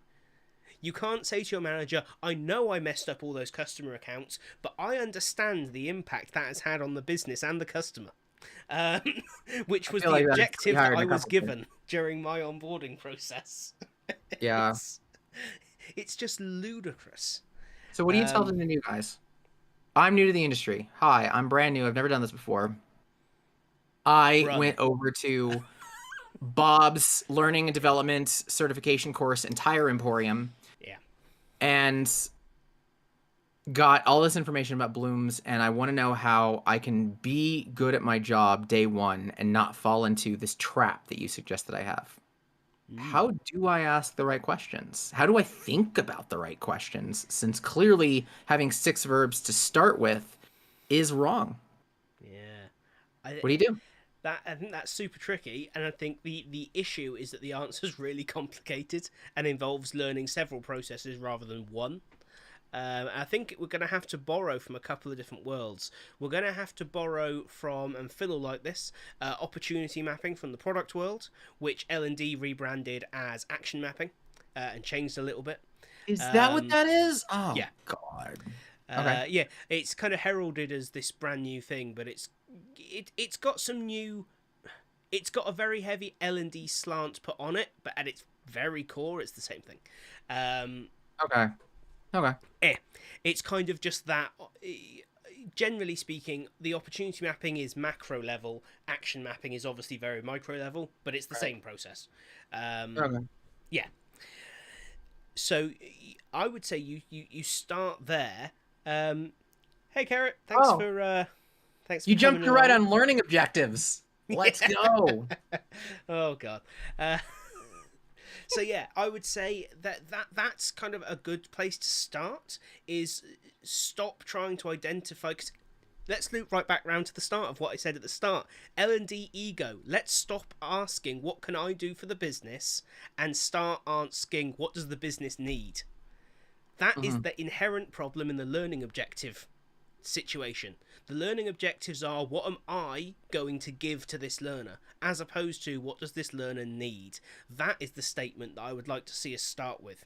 Not, Okay. I think I'm going to get you to understand, create, blah, blah, blah, blah, blah, blah, blah. Instead, you need to know or you need to be able to do the following things. There we go. That's what the learner needs. They need a checklist at the start of an onboarding process to say, by the time you're dealing with a customer, you need to be able to do this. Here's stuff to help you be able to do that. What I they like don't that. need is any of this nonsense we add in using various verbs. If I were new, I would be happy to hear that because I can action off of that. So okay, the question was, what do you tell somebody new who came in with all this education about blooms and learning objectives and whatnot? How do you get them off of that scent, basically? I like find out what the business needs first. I like that. I would take that in a heartbeat. Um, I think Trying to come up that's with the what core that of the issue. tangibly looks like, be that a metric, a statistic, a behavior. I don't know. I'm one of those who always wants to say that there has to be a number. It just doesn't make sense for there not to be. Like you said, like if you don't have some sort of data tied to it, then what the heck are you training for in the first place? How are you going to know whether it's successful if you've not got a metric at the end of it? That's, Yeah, whether it's call times, even, I mean, heck, I'm the first person to say MPS is a bit of a bullshit KPI. But garbage. if that is the KPI your business cares about, then that is the KPI you train them to deliver. Because ultimately, whether you agree with it or not, you've got to remember that this person's job is to deliver what the business wants, not what you think is best for the world. You know, and what you don't want to do is give. I think this is probably quite a strong statement, but I think L&D is responsible for a lot of people losing their jobs over the years. We have put a lot Oh, I of don't good disagree in the people slightest. out of work, which is a terrible thing. And we've done it through not equipping them to deliver in their job role. And I Or think supporting them that's where that properly. I have starts. to give Yeah. supporting them properly. Yes. And Yeah. that's me from a SaaS perspective because I've had account executives who are trying to work with clients using time that they don't have to educate because training was letting our clients down. Yeah. And that took from their ability to upsell, that took from their ability to renew, and suddenly those account executives aren't hitting numbers. Yeah. And it's not their own fault that they weren't able to dig themselves out of the hole that we threw them in. No. That's it. No, And I'm in totally agreement that L&D is at fault for a lot of it. and I think that is that I think that's my core issue with the whole current situation with learning objectives, whether it's specifically tied to blooms or whether it's the general view of them. Very rarely do I see a set that don't include understand the benefits of, and do this and do that, and I'm faced with an employee who goes, I just want to be able to do my job. That's all any employee wants to be able to do. Some want to be able to do their job really well. Some want to be able to progress. None of them come to training saying, I feel like I'm lacking a fundamental understanding of the benefits of good customer service to the business. None of them. No. Not Well, one of them. The every only company has a person... different fundamental anyway. Well, exactly. I say the only person. The only two people in your business that care about that are you and the SME that's involved in the project. That's it. So there we go. Agree with the part, however, we're not in the accountability biz. We can't make someone at the end of the day make someone increase their widget yield. Has to be a partnership with leadership for accountability. I agree with that. Oh, absolutely. Yeah. I think that there's no sole responsibility. Yeah. But I think nobody can look at training and say, "Oh, the L&D department let everybody down." Well, they can. The end. And they do. They can and they do when they've got to cut budgets. Marketing and L&D are the first to go. Yeah. But yeah, I think that the leadership accountability there is interesting, because I think there's a need on both sides for leadership input and coaching and support to be part of the overall solution design, as opposed to something that just becomes the business's, in inverted commas, responsibility when training stops. And I feel like quite often that's quite a hard break. I feel like all I'm doing is shilling for different things this episode. But earlier this week, we did that webinar that I spoke about, and it was about coaching. We spoke about exactly that. How L&D needs to be much more involved with leadership in terms of when is coaching and support required, and how is it going to be given, and what that needs to involve. And it needs to be part of the design from day one, not a bolt-on. I know we've kind of drifted away from the learning objectives point, but I feel like that's a really interesting space that could save a lot of people. Differently. Yeah. So, Lord knows if we keep talking about learning objectives, all somebody's going to say is they talked about learning objectives, and somebody who didn't watch is going to be like, "What's a learning objective?" And then they're going to talk about learning objectives, and we didn't accomplish anything. Oh yes. The metric here is that the fewer people will write about the benefits of learning objectives as a result of watching this. That is a tangible statistic. Excellent. That's like a handful of people that might change what they do. The 6 people watching will not post about the positive benefits. And if that number becomes 0, I think we did a good job. There we go. I guess the problem is that I would suspect that the people tuning into this show are probably already doing it well. Anything that they get to preach out into the world. Exactly. Which some of them already do. And if you get backlash, you can say, hey, it wasn't me, it was this idiot on the internet. Which is always a nice excuse to have. And I mean, you make for a fun comment section, but in the meantime, welcome to the ID Echo Chamber with Tom and Joe. That's it.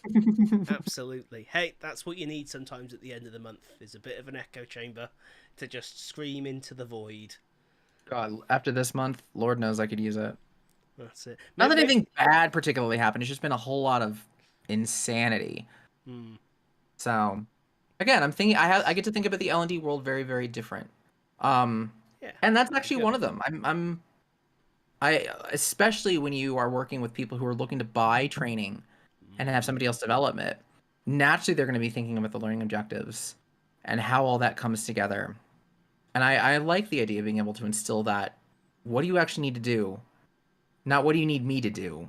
What do you need to do? I like that. I hope I get to be a part of that. I'll report next month.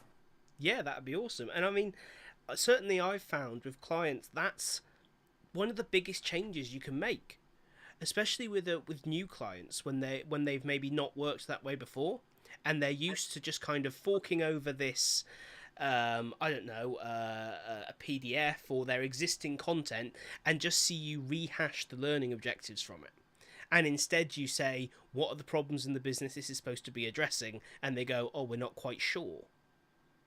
Like, that's getting them to realise they don't actually understand the product that they're asking for is almost step one. And I think that's where the fear around this comes from, especially from a commercial perspective, because what if they discover they don't need you? I mean, especially when you're trying to make money off of them. Yeah, That's one of the this is challenges I'm having right now is that we've got someone that came in basically just too early. You're coming up with a brand new tool naturally because training is always that first step. We are the first hurdle instinctively. So naturally, it's how do you train? How do you get people over that first hurdle? I'm like, you guys aren't there yet. You're not even close. You actually need to you need to market. Like, I think that's one of the fun things about training is that since it is such a marketing knowledge in my space, sometimes it's educating people on why this is a good thing. Yeah. It's change management. And then you come in with the training. Kara, for quick context for you, I'm not switching. I'm still in the L&D space, but I've taken on a position that has me in a bit of a sales role. So I'm actually working with clients that come to us for training needs where we develop, and I'm actually kind of solutions architecting with them based on what they need versus what actually makes sense to do. And I'm guiding them down towards solutions that are practical, that are reasonable, that get their objectives without them just saying, "Can you record us for 10 minutes and make a webinar out of it?" So I'm really excited about it. It is a very different way to think about this space because now I'm working with budgets and resources and whatnot. But naturally, one of the biggest concerns that you have with that, if you don't know any better, is you Google search L&D and you get learning objectives, and that's what the conversation starts with. Yeah, that's Yeah, it has been. That's Thank you, Kara. yeah. So that was my issue this month with not just this month, but my issue of learning objectives that came to the forefront this month, following IDTX and many conversations, and I think it's still just that something area that we have a fundamental issue that we failed to address for a very long time, and we're continuing to instill it in new people in the industry, and that is where my concern lies the most, because those of us that have been here a while, we've figured it out. But there's a whole gang of people who are still getting just effectively branded like cattle with blooms on their forehead, and handed a little post-it note with 6 verbs on it that they just repeat incessantly. Well, we need to inspire the masses. This isn't my dinner with Andre, where we just have our mid-career crises and then go off and learn nothing and do nothing. There's an occurred. That's what my dinner with Andre is. It's a guy who has a midlife crisis for 90 minutes, and then they both walk away acknowledging that was a fun conversation, and then nothing changes. But I mean, if anything, we can inspire the masses, and we can inspire the 6. But I mean, you have IDTX for these types of things as well, and that the idea of practical. And I think that especially because we talked about it in kind of 2021 with so many people moving in because of the need for training. Now we get to see a little bit of the aftermath of, did people really know what they're doing? And I think we're starting to see that not the people who were new and didn't know what they were doing, but they were set up incorrectly because of learning objectives, because of this really baseline fundamental understanding of training that didn't help anything. No, I'm hoping for more of it. Yeah, I think we can only get better at the end of the day. It can't get an awful lot worse on that one. We've got a couple of comments in. So Phil's, this is why opportunity mapping's so good, as it's not just an L&D solution. It's how the whole thing is solved in the best way.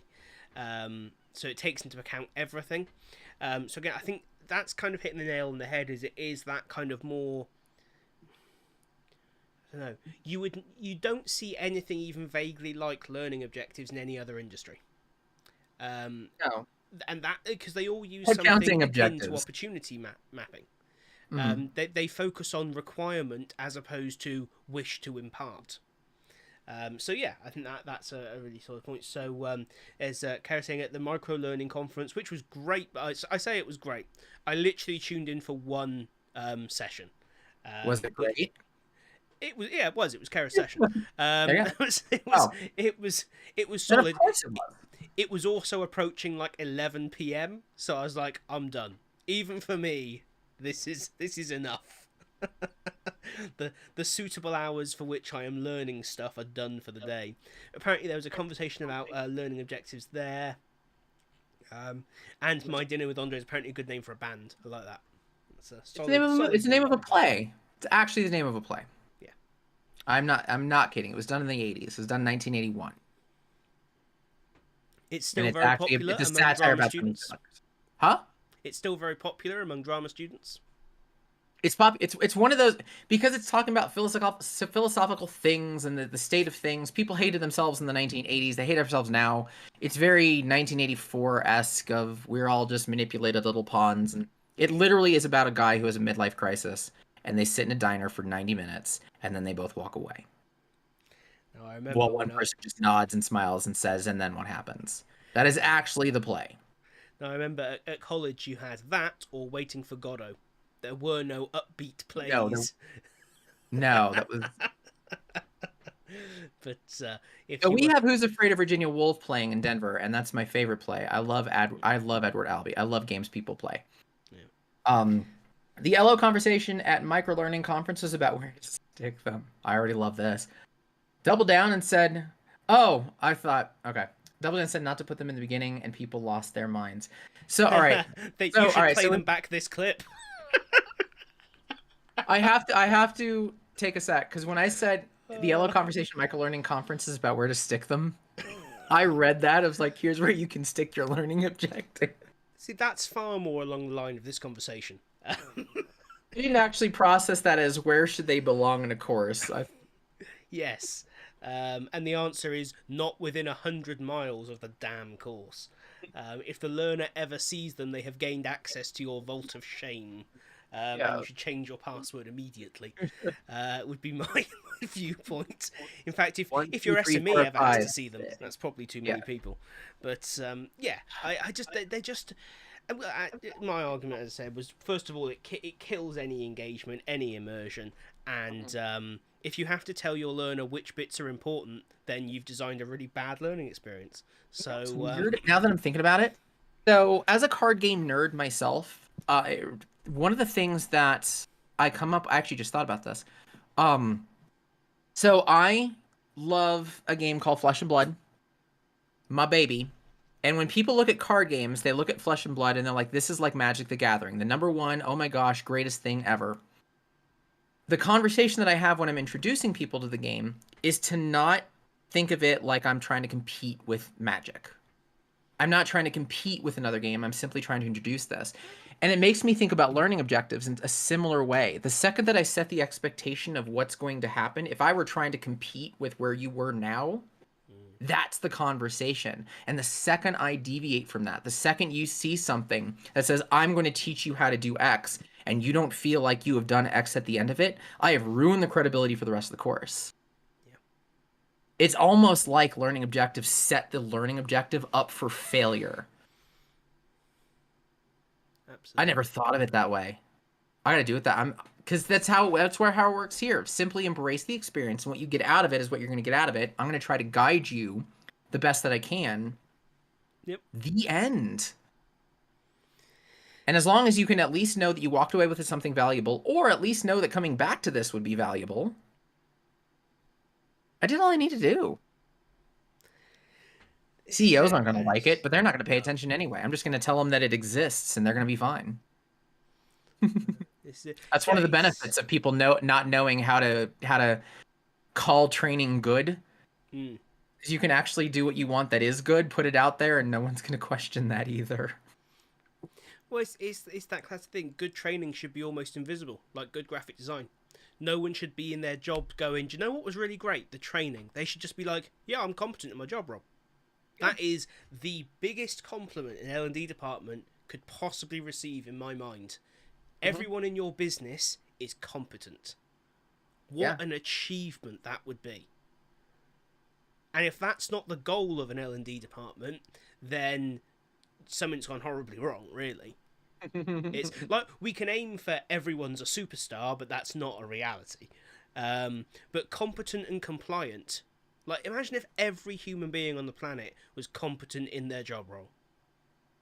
Can you imagine that world? No. No, I know. It's never happened, and it never will. But... maybe Star Trek Deep Space Nine? Oh, I don't know. Maybe? The security guy melted twice a day. That's true. Okay, that's fair. I'm sorry, I forgot about that guy. That's not competent security work. I forgot about that guy. I forgot. Okay, 90, whatever. I got to 90%. Yeah, like I love Odo. Fantastic character, phenomenal idea. Wrong person to have in charge of security. Like, you want to break the law there, you just got to do it at the right time of day, and kick his bucket over. Yeah. That's it. That's terrible, terrible staffing. Um, anyway, that's enough Star Wars specific stuff. It wasn't even Star Wars. You're not even right. What? You're done drinking. Oh, Star Trek. Sorry, did I say Star Wars? You did. You're done drinking. That's terrible. Terrible. The media preview of the Star Wars Hotel was published today. Ooh. By the end of this preview, you will learn what the Star Wars Hotel. The only depressing thing about this, and this is like, what is it? Star Wars Galaxy's Edge. Yeah. It's only in America. It's a long way away. We tried Disney EU and it didn't work. Hey, Disneyland Paris is all right. You can drink there. That's an improvement. That was for the staff. Do you want to know why it didn't work initially? Because you opened it and didn't serve any alcohol. And everyone in Europe went, "Sorry, what? You want me to eat lunch here but not have a glass of wine?" No. Fair. That's very fair. And they brought it in and it got popular again. See, they needed to educate better on their audience. Exactly. Better learning objectives. They By need the a better end of building this, you will learn Europeans like to drink. No, they really like to drink. And then by the end of the course, it's that same screen, but it's blurry. Yeah. In this course, you shut up. Whatever, you learned something. No, this is it. So yeah, I think there's a good point here. So like Phil saying, let's see Facebook show their objectives. By the end of the scroll, you'll realise it's been 45 minutes and you're late for something. But this is exactly it. We are the only industry that even thinks about putting that at the start of our product.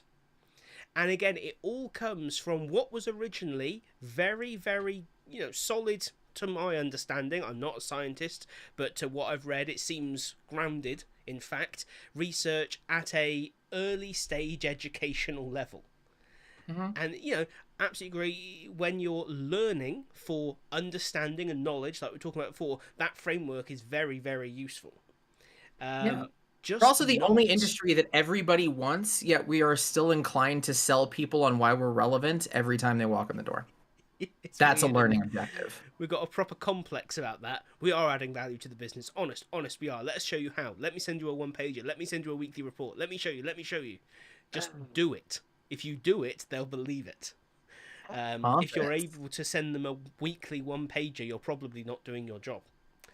So for me, so really quickly, I like cold opens. Okay. My training style, I love cold opens. I love starting with a problem statement. I love trying to connect based on where I think you're at and why you're here. Yeah. And that's all the objective that I need. You have them with, IM has them with the trailers, which I think are great. That's what I kind of equate to the problem statement ahead of time before anything else.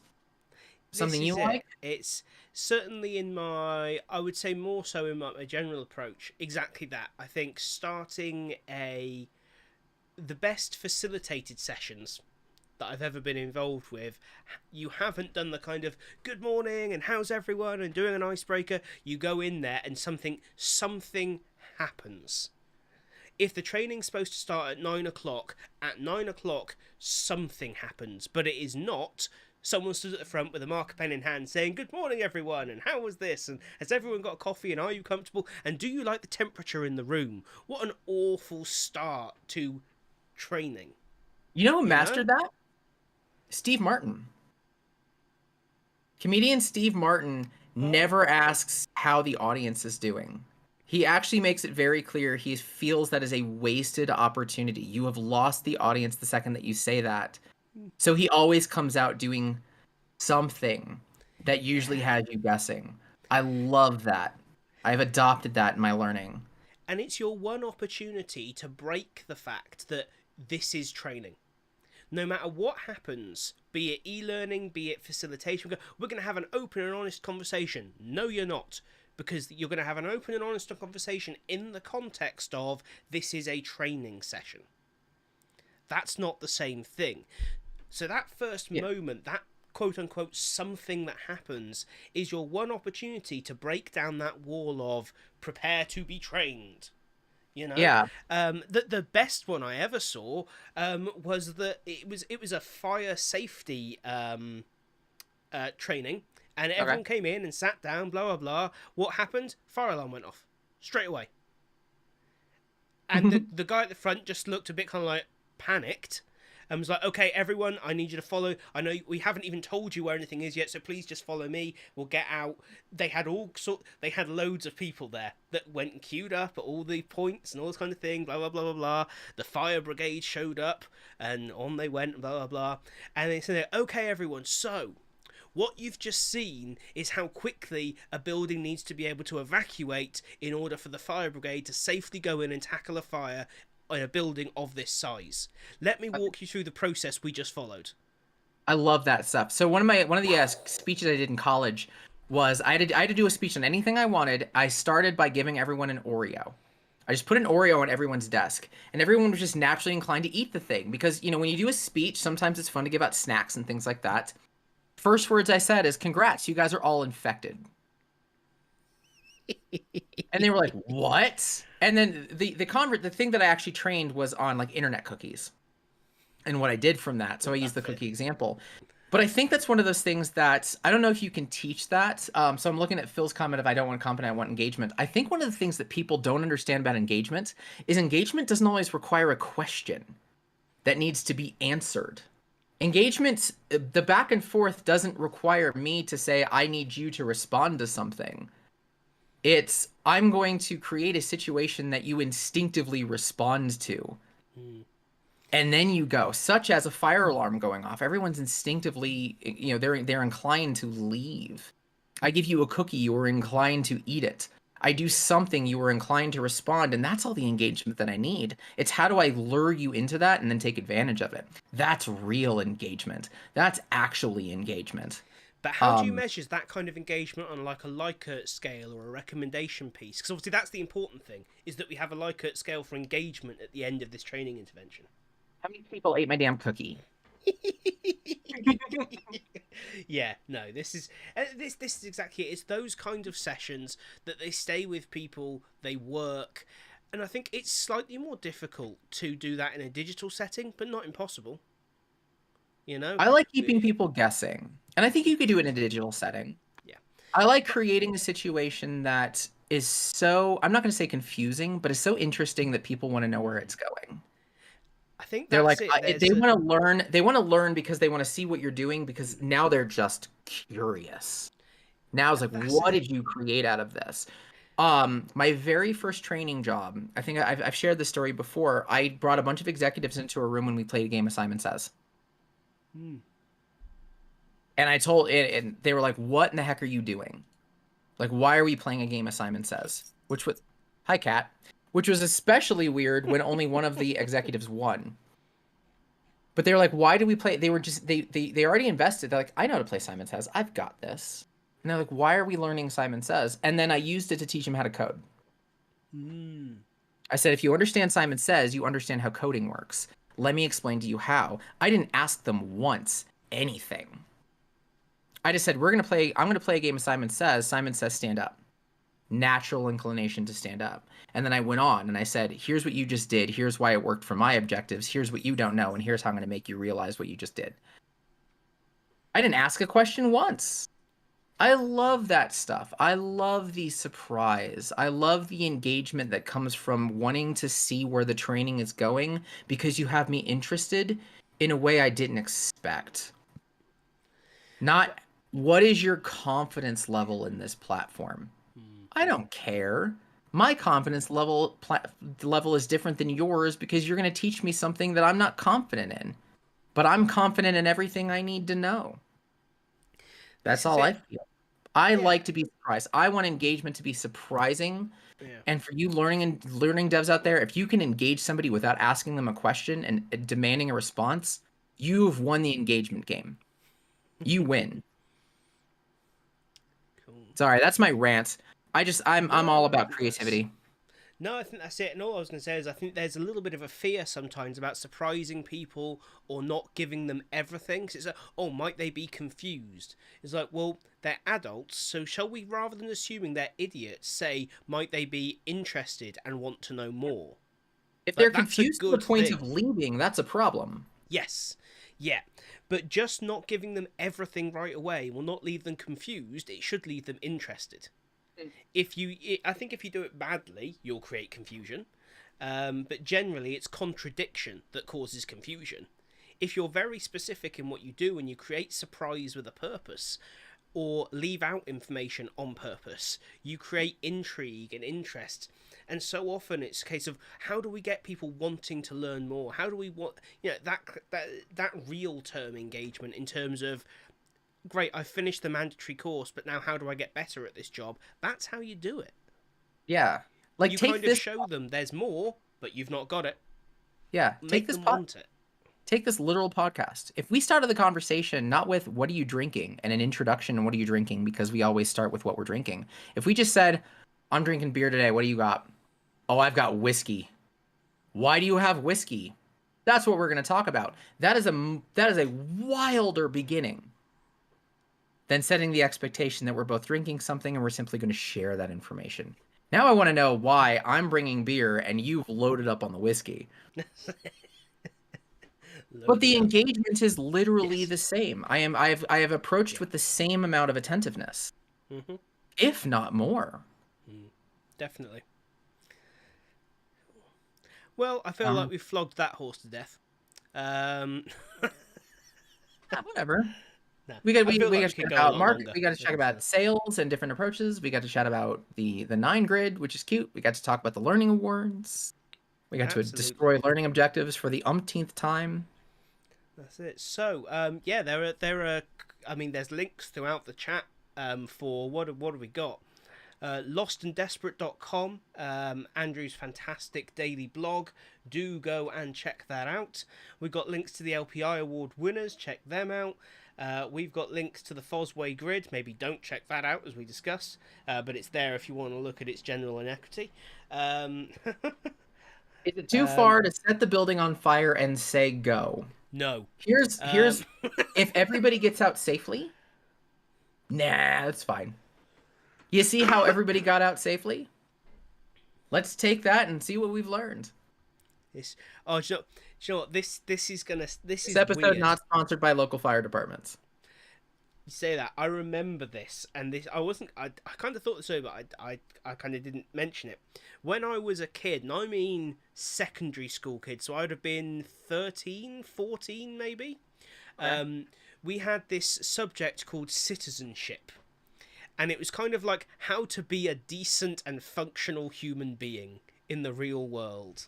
Like home ec. We have home ec. Had home ec. Kind of. But it was... Is this like budgeting and cooking and stuff? No, it was kind of more abstract stuff.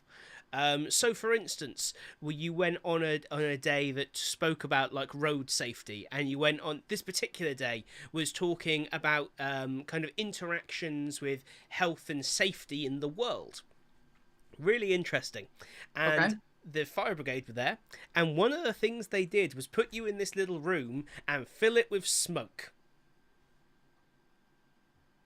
I love where this is going. Just to, and they said, okay, so everyone just wait in here, and just whatever happens, remain calm. No explanation of what's going to happen. One fireman's in there, and all you saw was the fireman that was going to stay in there reached down, pulled out this gas mask, put it on, put his helmet back on, and then the room just started filling up with smoke. And as this room was filled, he's like, so if you are trapped in an enclosed room, you'll find that a room of this size will fill with smoke in about 35 to 45 seconds. And that session has stayed with me my whole life thus far. Because sure enough, eventually he said, okay, so the smoke is now starting to get quite thick. I can no longer see the back row of people in here. You're only about 1.5 meters away from me. So what we now all need to do is get down on the floor. And you can see down here the smoke is thinner. And it was incredible. Incredible. I would go with traumatic. I love it though. I'm almost certain they're probably not legally allowed to do it anymore. I'm sure someone complained, but I thought it was fantastic. But you Uh, learned it's the same reason that I'm letting my kids put a dime in the light socket, as opposed to say don't put a dime in the light socket. You're that not gonna maybe is die. one to just give them a heads up. Maybe just Yeah, I was like, this might not be the best of your ideas. This might not be a great life choice. But feel free to play it out. We'll discuss afterwards. Should point out, wasn't real like burning smoke. They obviously used some kind of smoke Yeah. machine and were monitoring things quite closely. But still, very very good experience based learning. But yeah, I think Phil's right. Even that cookie example, for instance, very low cost, very not extreme, but what a great way to get people to not do stuff without even thinking it. Yeah. I'm going to use your It's instincts against you. I think it's certainly, great. I love that stuff. absolutely. I've never been more interested in learning something than when somebody uses my own instincts against me. And I think it's wild. And I'm one of those people that likes the puzzles. Mm. So I get that that might just be a me thing, but But human beings naturally look to order information. We look for. I mean, it's why we have all the bizarre beliefs we do. We look for explanations for things. We like to try and understand the world around us, so we can yeah, play on that. yeah. If you That's what role challenge we can role someone's play. basic understanding of reality, they're going to question it, Mhm. and then that's your job done for you from a learning perspective. Role play and It's soft skills is still very much a thing, and that's simply reacting to a situation that you don't have scripted in front of you. This is it. And whilst everyone goes, "Oh, it's very old school," or "No one likes a role play," they work really well. And They role work plays really done well. well aren't awkward and horrible and stilted. You Yeah, know, the format it's might be dumb and outdated. yeah, but you can So change that. this You can is update jam that. it. You can work on that. Absolutely But cool. it doesn't change the fact that it doesn't. Yeah, it still works. Awesome stuff. So yeah, loads of stuff in the chat. We won't dive back in now because it has been just over 2 hours. Yeah, I Um, think we get next. I think next month we get to. I think they're publishing the results of that 2022 trends next month, if I recall. So I oh, think we get to look cool. at that. Yeah, no, we will definitely go back round to that. Um, any updates from the tech side? I've not really seen anything, to be honest. Not really, actually. Let me look it up real quick. Our release. It's, I've not really noticed anything, but Let me see if anything new. All right, version history stuff. This normally I'm a little bit more up to date on this stuff. Today I'm not for a multitude of reasons. Um. Ooh. Hold on. I'm just gonna read this out. Let's see. Articulate storyline 360.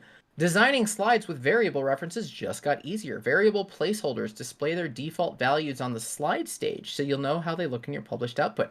Actually, I like that. okay, yeah, that's quite cool. I'm not opposed to that at all. That's pretty cool. Um, everything else is bugs. Slowly working through the mountain. Excellent, excellent. Obviously, nothing Um, from Captivate because they're never doing anything because they're waiting to re-release, aren't they? With Charm. I learned that I'm working with a client that's like, oh, we brought in Captivate. You know what bugs me about Captivate? Now, see, now I'm in the sales space. Somebody said that they have brought on Captivate to do product simulation, or they actually said they brought on Captivate, and I asked them because they had storylines like, "Are you using it for product simulations?" And they're like, "Yes." I'm like, "Damn it," because I don't have a good response to that Mm, because it is sadly the best simulation tech as far as yes. I know, and I hate that. I hate that Mm. so much. Um, Added option recorder. Open the editor after recording is stopped in Camtasia. Why can't Camtasia, if you're watching, you're not. Can you do the one stupid thing that would actually fix your darn tool, your recorder, which is to make the viewfinder big enough to see when I'm recording? Is that so hard that I can see what I'm recording when I'm recording it? Everybody has, guys. Ugh. Everything else is Nice. fixes. How is Camtasia not understood the concept of a viewfinder? Man, that pisses me off. Not only that, but their own stupid filters come in and give you different contrast and brightness options after you're done recording. That is odd. Okay. It's funny, like, I only lightly use a bit of Camtasia every now and then, so I don't think I certainly don't do any screen recording with it. So I think that's just not one of the things that I haven't run into. But yeah, I do a decent amount of screen recording because I like how it tracks. One, it records at a little bit of a better resolution. Oddly, I can zoom in better. It can also track when I click. So I can actually just open up the mouse click and I can add clicks to it if I want to. It also tracks my mouse. So I can actually either smooth out the mouse movements or I can put a highlight on the mouse, which I really like doing from time to time, to show you this is exactly where I'm at. So it puts a spotlight around where I'm moving. I really like the screen recording, but when I'm doing like this, if I'm kind of recording for like one of my decks and drafts videos, there's no viewfinder. It's this big on the screen. I can't see what I'm recording.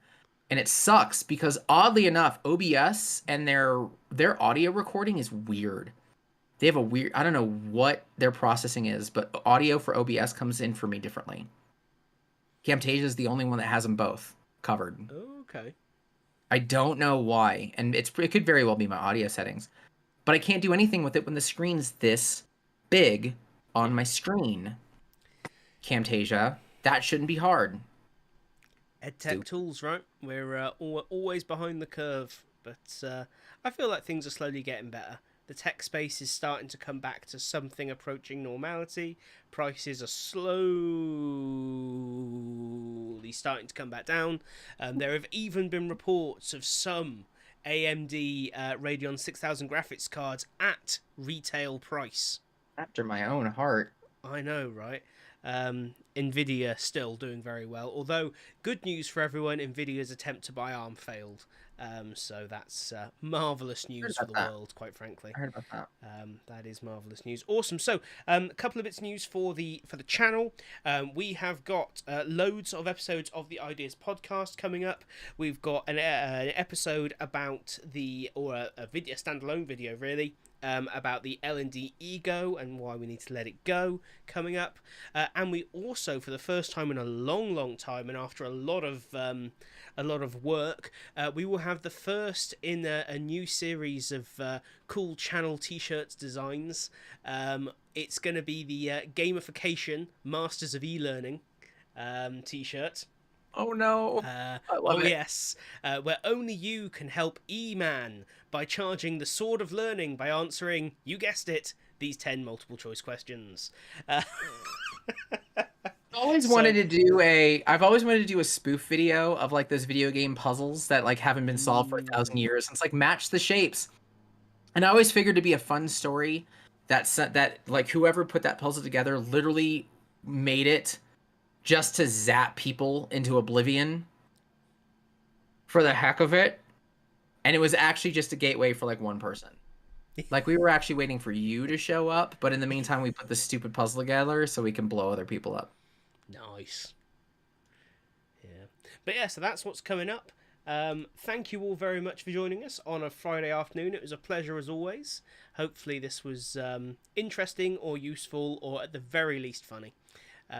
Thanks all, and we shall see you next month. Cheers, everybody.